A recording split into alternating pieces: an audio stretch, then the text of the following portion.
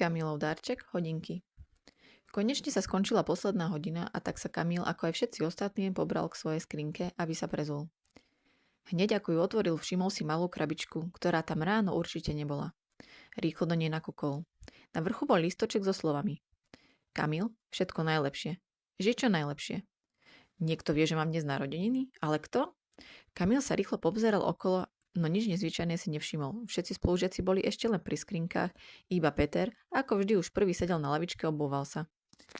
Nikto sa na Kamila nedíval, tak vzal do ruky vrecúško z krabičky a vyťahol z neho hodinky. Rovno si ich aj nasadil.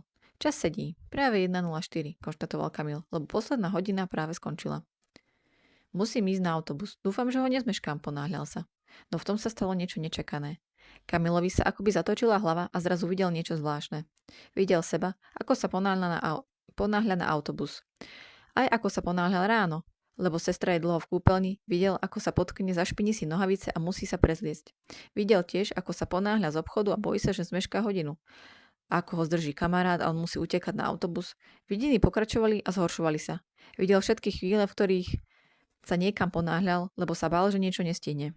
Až posledná bola desivá. Videl seba ako starého muža, ktorý sa ponáhľa cez cestu a zrazí ho auto. No on tam, kam potrebuje doraziť, nestihne. Kamil sa striasol od hrôzy. Mal pocit, že to trvalo aspoň 15 minút, ale všetko okolo neho bolo rovnaké. Spolužiaci ešte stále stáli pri skrinkách, Peter sedel na lavičke a obúval sa. Všetko je rovnaké, aj čas je 1:04. To bolo čudné. Kamil sa pobral na autobus, no bolo mu všetko akési povedomé. Presne tak, ako to pred chvíľou videl.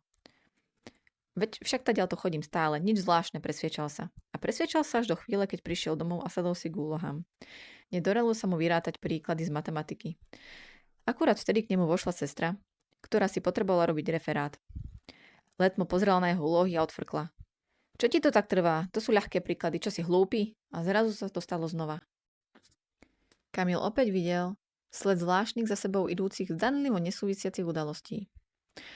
Ako sa ho učiteľka opýta na hodine niečo, na čo nebude vedieť odpovedať. Ako sa pri ďalšej otázke pomýli. Ako sa mu budú všetci smiať. Ako v dospelosti ho opustí priateľka so slovami si hlupák. Kamila striaslo. Rýchlo odhodil z ruky hodinky a vložil ich späť do krabičky. Priložil k nemu aj lístoček. Zober si ich späť, s výkričníkom. Celú noc tak milo nespal. Odhodlaný zbaviť sa tých podivných hodiniek.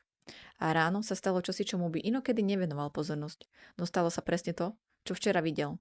Sestra bola dlho v kúpeľni, toho zdržalo a tak sa ponáhľal, lebo sa bál, že nestihne autobus. Pred domom sa podkol a spadol do blata. Tak sa musel ešte aj rýchlo prezliecť. Ach nie, prečo sa to deje? Som prekliatý? Ten prekliatý darček. Našťastie Kamil autobus stihol. A ako obvykle sa zastavil aj v obchode po raňajky. Obchod sa zdal byť prázdny. Kamil si vzal žemlu, no keď prišiel ku pokladni, zrazu sa tam nahrnuli ľudia. To je zlý sen, veď pred chvíľou tu nikto nebol. Kamil nechápal, ponáhľal sa do školy, keď si všimol billboard s mužom v obleku a hodinkami na zápestí.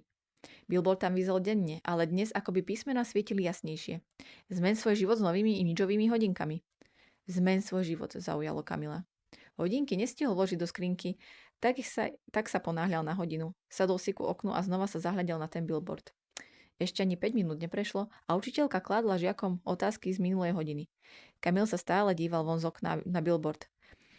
A na otázku, ktorú sa ho učiteľka opýtala, odpovedať nevedel. V tom si spomenul. Aj toto som už videl.